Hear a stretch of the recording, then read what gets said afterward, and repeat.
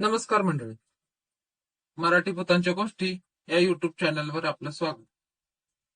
आजच्या आपल्या कथेचा विषय आहे ट्रॅकवरचे भूत.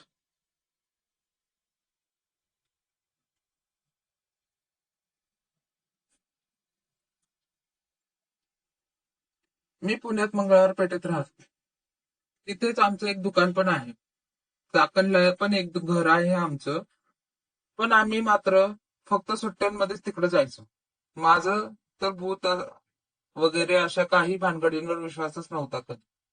पण जेव्हा ही घटना घडली तेव्हा माझा पण या अशा गोष्टींवर थोडा विश्वास बसू लागला. हा अनुभव माझा नसून माझ्या सख्ख्या मावस भावाचा आहे.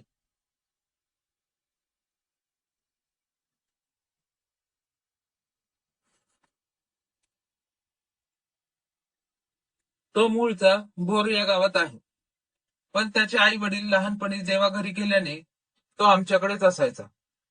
सुट्ट्यांचे दिवस असल्याने सगळे चाकणला राहायला गेले होतो.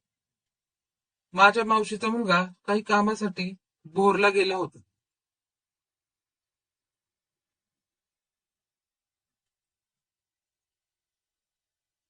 मंगळवार पेठेतील दुकानात आम्ही तिघे जण, मी, माझे बाबा आणि माझा मोठा भाऊ व काहीतरी एक दोन कामगार होतो. मला आमच्या वहिनीचा फोन आला की माझा मावस भाऊ शिवाजीनगर रेल्वे स्टेशनला आला आहे आणि त्याला आणायला जावे लागणार होते. मला वाटले त्या चेष्टा करत आहेत, म्हणून मी दुर्लक्ष केलं. पण थोड्या वेळाने माझ्या आईचा परत फोन आला. तेव्हा आमच्या दुकानातील कामगार त्याला आणण्यासाठी स्टेशनवर गेले.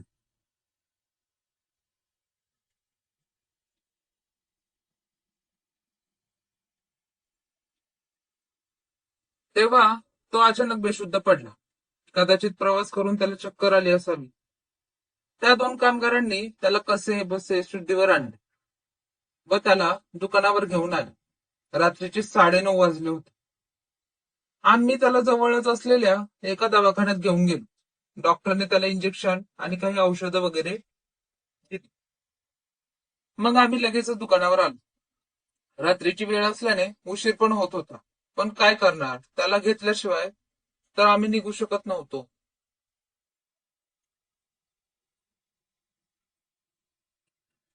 त्याला थोडा वेळ आराम मिळावा म्हणून दुकानातच झोपवले.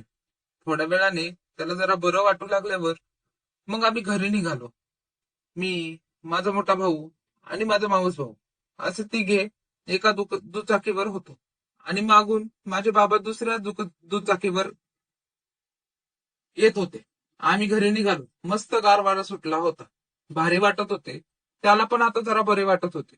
पण अचानक आता त्याची कुजबुज वाढू लागली. तो मागे पुढे वळून पाहू लागला. गार वाऱ्यात सुद्धा त्याला घाम फुटला होता.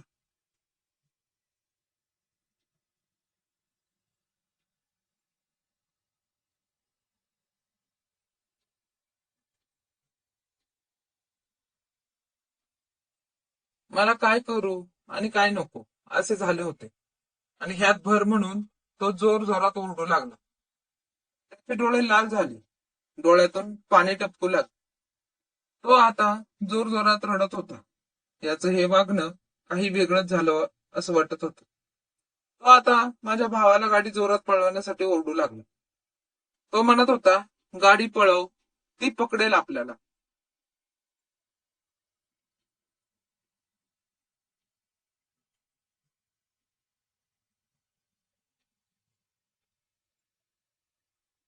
मी त्याला विचारले, कोणाबद्दल बोलत आहेस? तर मला म्हणे, कोणी एक बाई आहे जी माझ्या मागे लागली आहे आणि मला ठार मारणार आहे. असे काहीतरी तो बडबडला आणि अचानक जोरात ओरडला की अरे, तिला उडवून टाक. ती आपल्या गाडीच्या पुढेच उभी आहे. नाहीतर ती मला मारून टाकेल. असं तो जोर जोरात ओरडतच होता. अशा याच्या या विचित्र वागण्याने आम्हाला काय करावे काय नाही ते सुचतच नव्हते.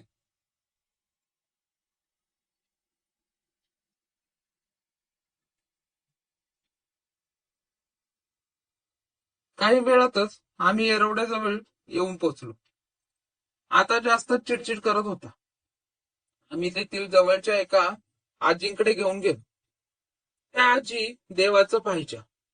त्यांनी त्याला देवीचा अंगारा दिला आणि मग तेथून पुढे तो एकदम शांत झाला.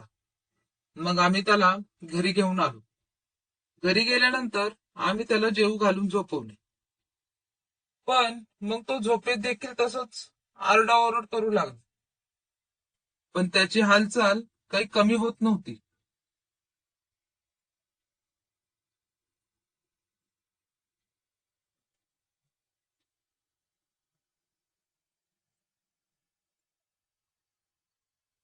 आम्ही घरचे त्याच्या या वागण्यामुळे हैराण झालो होतो.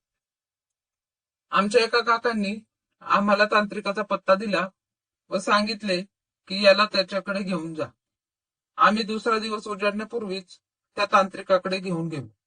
त्या तांत्रिकाने एक पूजा मांडली आणि माझ्या त्या मावस भावाला एक पाटावर बसून एक विधी केला आणि सांगितले की माझ्या भावाच्या शरीरात एक आत्मा वास्तव करून आहे.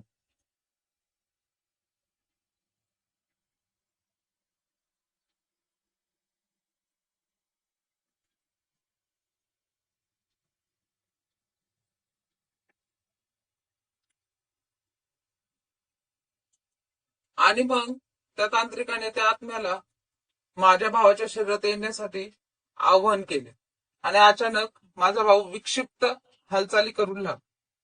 त्या तांत्रिकाने ओळखले की तो आत्मा माझ्या भावाच्या शरीरात आला आहे.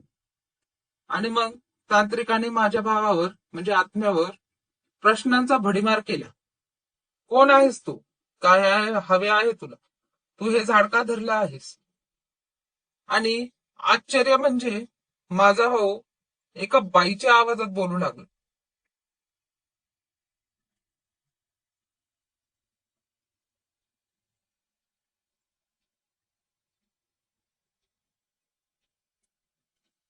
माझं नाव सविता आहे. मी भोरला राहायचे. रेल्वे धडकल्यामुळे माझा मृत्यू झाला आणि मला अजून आत्मशांत मिळाली नाही. मी बाळंत होते आणि माझा या रेल्वेने जीव घेतला. मी याला नाही सोडणार. मी याला घेऊन जाणार. हे ऐकून आम्ही तर खूप घाबरलो. माझे आई बाबा रडू लागले. पण त्या तांत्रिकाने माझ्या आई बाबांना सावरले आणि माझ्या भावाच्या शरीरात असलेल्या आत्म्याला काय हवे आहे असे विचारले.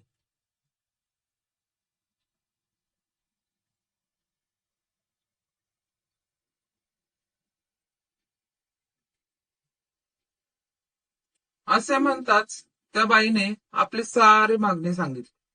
मग नंतर म्हणाली, तरच मी याला सोडेन, नाहीतर याला घेऊन जाईल. असे बोलताच आई बाबांनी क्षणातच पुढचा मागचा विचार न करता होकार दिला व म्हणाले, आम्ही तिच्या सर्व मागण्या मान्य केल्या.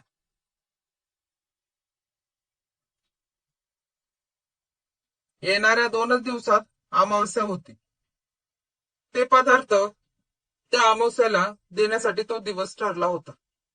त्या दिवशी आम्ही ते सगळे पदार्थ घेऊन त्या आत्म्याला ते खाण्यासाठी आवाहन करू लागलो. त्या बाईचा आत्मा माझ्या भावाच्या शरीरात घुसला होता आणि त्याने जवळजवळ 2 ते 4 मिनिटातच पूर्ण पदार्थ संपवले आणि बसल्या बसल्या त्याने अंग खाली टाकलं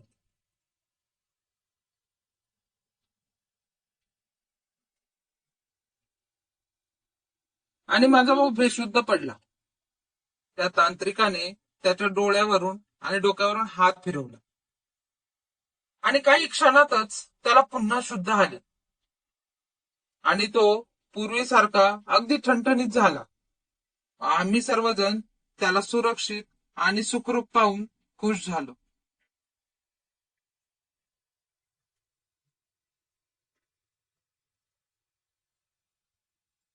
धन्यवाद.